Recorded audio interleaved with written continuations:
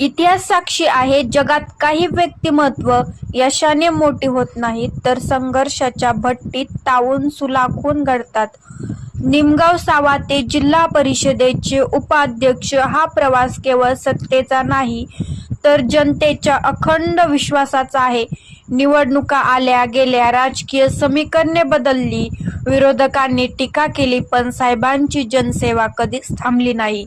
लोक विचारतात, अपयशानंतर पुन्हा कसं उभं राहायचं? उत्तर एकच, फिनिक्स पक्षी जो राखेतून नव्या तेजाने झेप घेतो. वाघ जेव्हा 2 पावले मागं जातो ना, तेव्हा तो घाबरलेला नसतो, तर पुढची अधिक मोठी झेप घेण्यासाठी सज्ज झालेला असतो.